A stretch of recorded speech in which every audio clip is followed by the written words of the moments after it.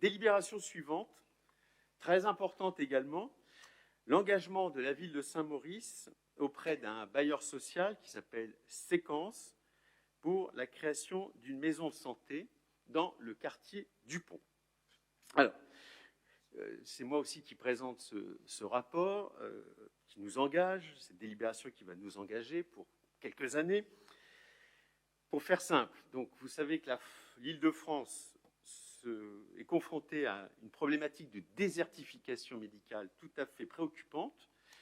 Vous avez tous les mêmes lectures, je pense. Dans le Parisien daté du 7, il y avait 2 pages sur le sujet, indiquant le déclin s'accélère, indiquant que le Val-de-Marne avait perdu 425 médecins sur 2800 en 10 ans, et que le phénomène s'accélère, car nombre de médecins généralistes, et encore plus d'ailleurs spécialistes, ont plus de 60 ans.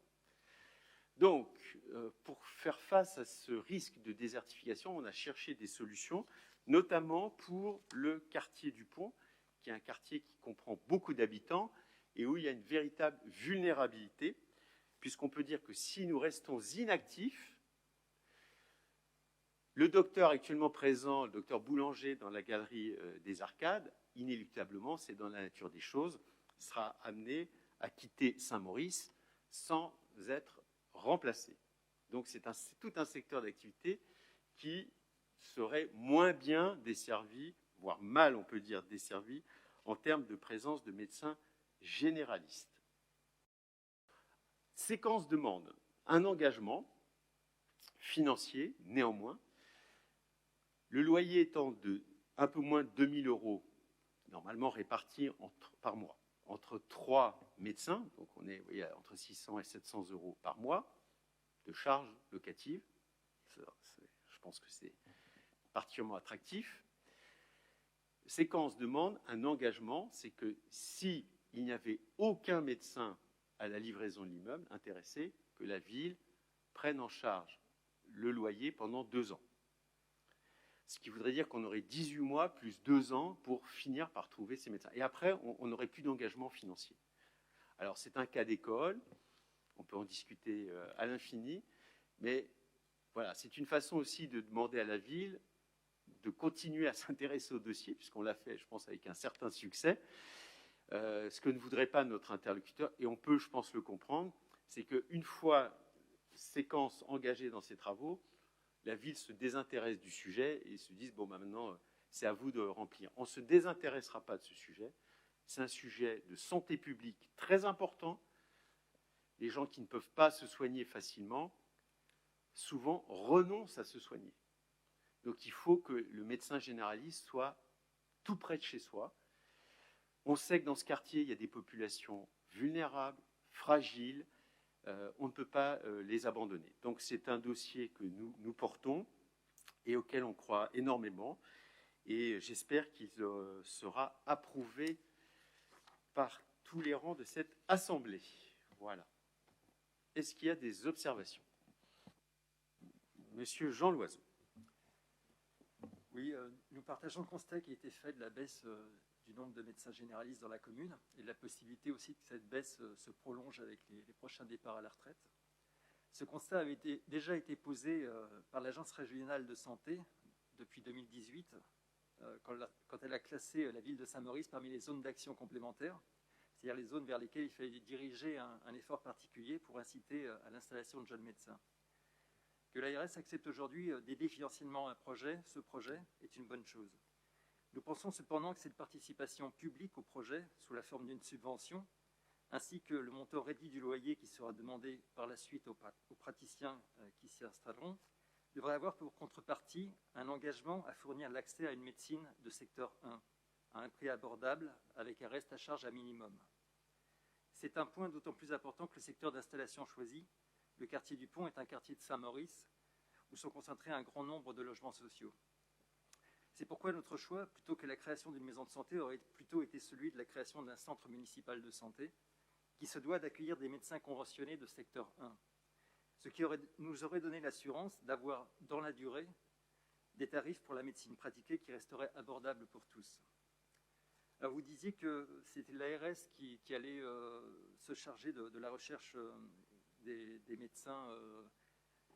Plus exactement, URPS, c'est- Union régionale des D'accord. professionnels de santé, qui fait l'interface. D'accord. Donc, L'ARS d'Île-de-France soutient le projet de Saint-Maurice. La région Île-de-France soutient le projet de Saint-Maurice.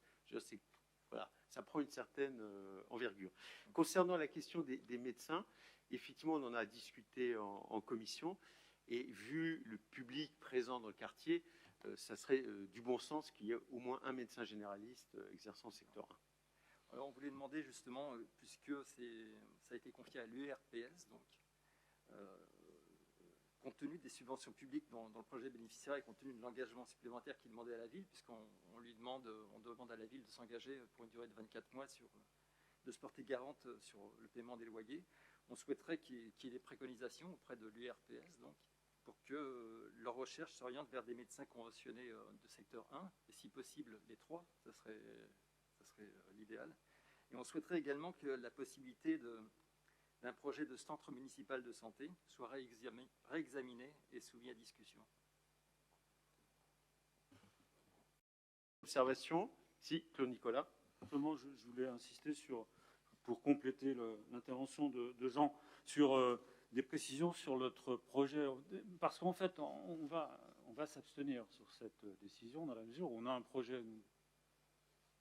Dans notre programme, on a effectivement, Jean l'a rappelé, le projet de création d'un centre de santé.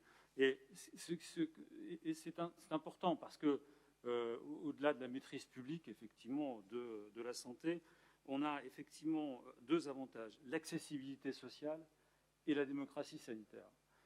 L'accessibilité sociale est importante. Vous avez effectivement rappelé la fragilité et la vulnérabilité du public environnant donc ce futur cabinet médical. Et aujourd'hui, qu'on le veuille ou non, il n'y a aucune garantie d'accessibilité au secteur 1. On peut penser qu'il y aura un généraliste mais on n'a aucune garantie d'accessibilité au secteur 1. La preuve d'ailleurs, c'est que, je l'ai rappelé en commission, on héberge 6 places Montgolfier, donc dans nos locaux, un pédiatre qui aujourd'hui a des consultations à 60 €. Elle est en dépassement. Aujourd'hui, moi j'ai voté d'ailleurs pour, je me souviens à l'époque, j'ai voté pour que finalement on crée un cabinet de pédiatrie.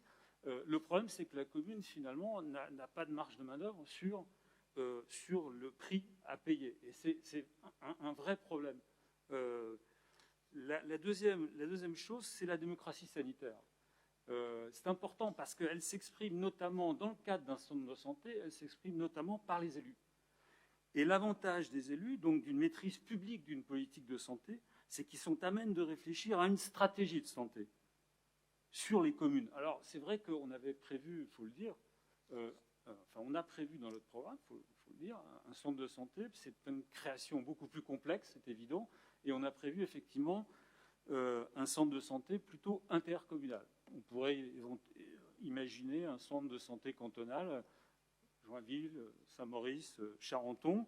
Et la difficulté, c'est qu'on aurait, l'avantage, je pense, c'est qu'on aurait une intercommunalité stratège en quelque sorte, c'est-à-dire décidant d'une politique de santé, notamment au-delà des soins de premier recours et des diagnostics et des services même paramédicaux. On aurait effectivement la possibilité de mettre en œuvre une politique de prévention, de mettre en œuvre une politique de promotion de la santé et d'éducation thérapeutique. Et ça me paraît important pour une mairie et pour d'autres mairies, pour une intercommunalité, dans la mesure où effectivement on est finalement à l'aube d'une ère historique où on va rencontrer d'autres crises sanitaires, dans un contexte d'aggravation des inégalités, d'insécurisation de l'emploi et du travail. Et je pense qu'il faut effectivement travailler, je crois que toutes les communes doivent travailler effectivement à cette maîtrise publique d'une politique de santé. Voilà pourquoi on s'abstiendra effectivement sur ce projet-là.